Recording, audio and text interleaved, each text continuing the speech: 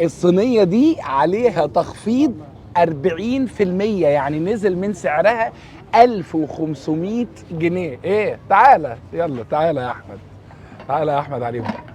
دي مبكبكه، اللهم صل على النبي. دي حله بريستو يا جماعه صح؟ يلا ادلوا ادلوا يلا بسم الله. اللهم صل على النبي، اللهم صل. ايوه بقى، ايوه بقى، ايوه بقى.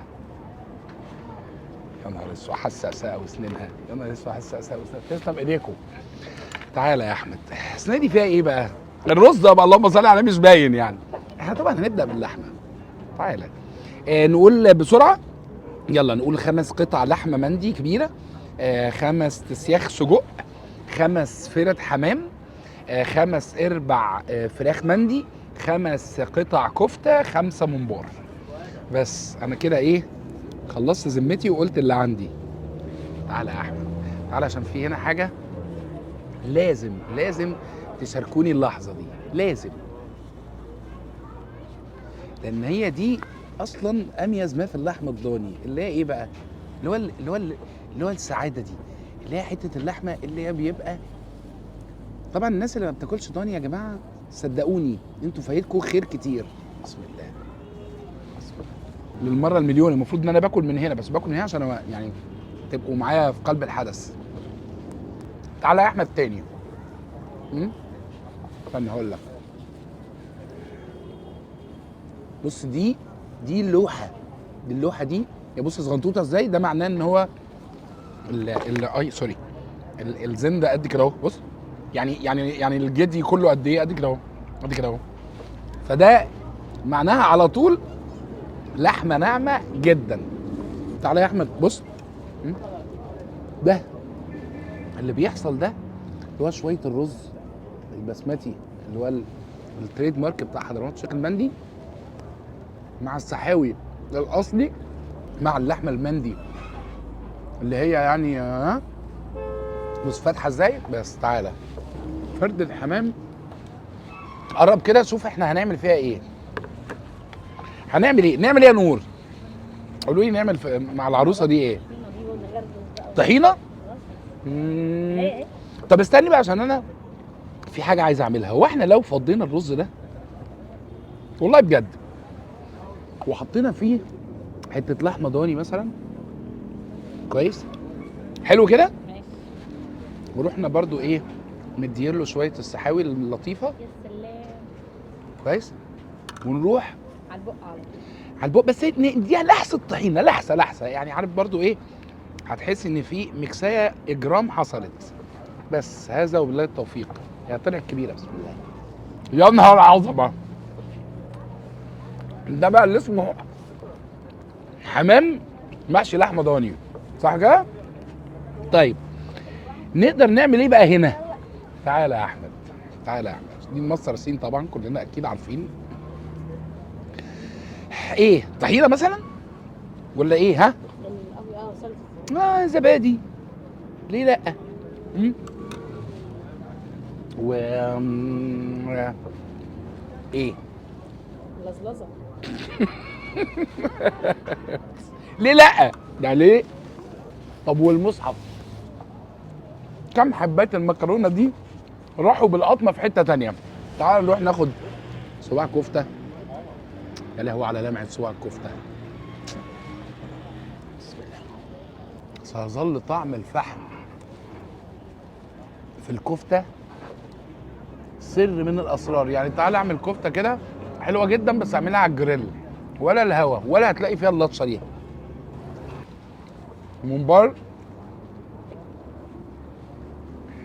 بتلو مش هو لازم محتاج حاجه تسلكه. صينيه المبكبكه دي يا جماعه، انتوا اكيد اللي متابعني عارف ان انا اللي بيحصل هنا ده من اقرب الاحداث اللي ممكن تحصل لي في حياتي، اللي هو ده. ليه بقى؟ دي مش مكرونه، دي مبكبكه. يعني ايه مبكبكه؟ يعني مكرونه استوت في شوربه اللحمه. فالمعلقه، معلقه المبكبكه ما ينفعش تبقى شايله مكرونه بس، لازم تبقى شايله مكرونه بلحمه ضاني. يخرب بيت دوبان اللحمه. احنا ممكن نعمل ايه؟ خيارايه بتاع تكسر بس القوام ده. امم عيش ناشف. الطواجن دي بقى بالنسبه لي في حضرات الشيخ المندي في منها اللي انا اول مره هدوقه، اللي هو ايه ده؟ ايه بقى؟ في حاجه هتحصل دلوقتي ان انا هجيب، انا بس هعمل اعاده توزيع كده سريعه. هجيب طبق الفته هنا عشان هو هيبقى البطل بتاع الفقره دي. ليه بقى؟ هقول لكم ايه اللي هيحصل. دي طواجن وده طبق فته. مبدئيا ده اسمه، دي شوربه يا جماعه. تعالى يا احمد، دي حاجه اجرام كده عمر اشوفها. شوربه كوارع على عكاوي، دي عكاوي استاذ غنطو دي، والله لا اجيبها، على حمام في طاجن واحد. يعني تاخد كوارع وعكاوي وحمام في آن الواحد. لازم ليمون، لازم اهو. اي حاجه بشوربه معناها على طول ليمون. بص دي الكوارع عايزه تستوي اكتر شويه. العيش المحمص ده ودي الدقه مع الصلصه، لو حضرتك رحنا ضيفين لها شويه الشوربه دول كده، دي كده اسمها السقسقه. احنا كده بنعمل ايه في الشرب في الرز؟ بنسقسقه. حلو. بعد ما بنسقسقه نيجي هنا كده مدخلين فيها كمان. يعني ممكن تقلبه لي؟ يلا. لا اصل انا خايف كمان الجوانتي هيسيح. بس تعالى بقى، تعالى. ليه بقى؟ دي لحظه بتبقى لحظه مهيبه. كرنب بالستيك.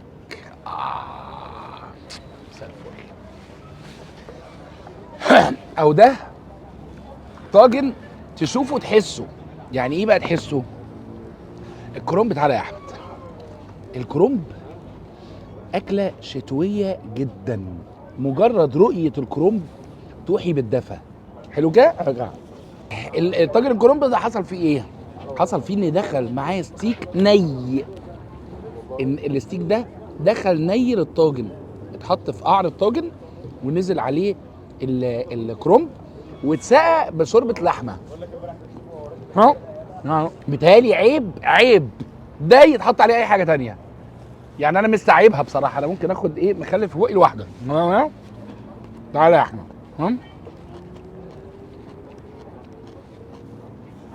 ده ستيك وكرنب وفيها طماطمايه كده. احنا ده ايه وده ايه؟ ده بطاطس كوارع بالصلصه. كوارع بالصلصه. ماشي. مش كتير برضو يا جماعه بنقدم لكم الكوارع بالصلصه دي. تعالى. يا نهار ابيض على القوام، يا نهار ابيض على القوام. طب انتوا عارفين ايه اللي حصل في الكوارع؟ الكوارع اتسلقت حلو، لما بتتسلق بقوام دخلت بعد كده الفرن بالصلصه والسمنه وبتاع، فبقت قوام تاني خالص. طبعا دي كوارع حصل فيها ايه؟ يعني الواحد ممكن يقول ايه اللي حصل في قوام الكوارع. اولا بص للحواس، شايف الحرواقه دي؟ الحرواقه دي كرمله، دي تلاقيها دي مكرمله، الحته دي تلاقي طعمها محروق وحلو جدا.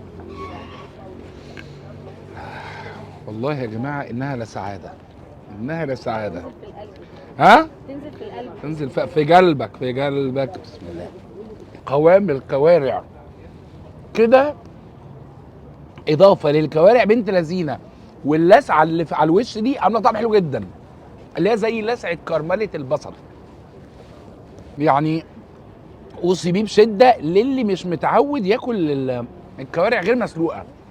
احنا متعودين على الكوارع مسلوقه، انما الاضافه دي لا، بتوديها في حته ثانيه خالص وجديد علينا في الكوارع. يعني ده طاجن بطاطس زي بتاع بيتنا اللي احنا متعودين عليه جدا. انا تعمدت على فكره ان احنا نختار اكل يكون اصناف مش بصورها في حضرموت الشيخ المندي كتير يعني. فتعالى نعمل كده بس، وهقول لكم بقى كلمتين كده في الاخر، بس يعني خليها جهه تانيه من يا نهار اسود.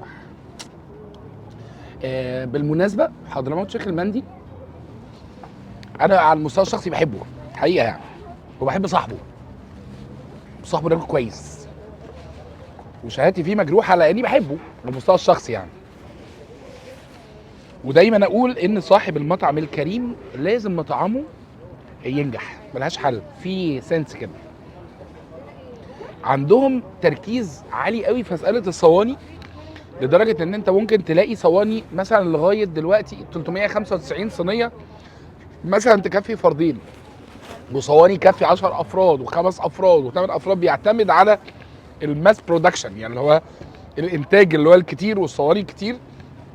وبيقدر يعمل، ودي بقى حاجه ثانيه، بيقدر يعمل تخفيض كويس. يعني هو تخفيضات تلاقي 50% و40% وحاجات كده. المكان هنا انا مبسوط قوي من الفرع ده عشان فيه الاوت دور. انا قاعد في الاوت دور. الاوت دور بالنسبه لي هنا ممتع، ان احنا في فصل الدهشور على على الطريق، فقعده الاوت دور هنا ممتازه جدا. طبعا عندهم القعده العربي والترابيزات العاديه الاندور. هو انا ينفع بعد ده كله ابقى بتكلم وبرضه ريقي بيجري؟ ايه ده؟ الاكل حلو قوي. لا ريقي بيجري، لا ما زال يجري. فبس كده، يلا بقى تعالوا. دي خلينا افكركم بيها، عليها تخفيض 40%. المطروسه. ايه؟ المطروسه. اسمها ايه؟ المطروسه. المتروسه. اسمها المتروسه. هي متروسه ولا متروسه؟ طيب. حاجه بقى اخيره، استمروا في التركيز وشراء كل منتج مصري وطني عربي. زيتنا في دقيقنا، ما تروحش تشتري تحطش مليم تديه لحد عشان يحاربك بيه، او يحاربك بيه دلوقتي. مش هيحاربك، هو بيحاربك فعلا. شكرا ليكم، وكان معاكم مصطفى محمود وماذا جنجي.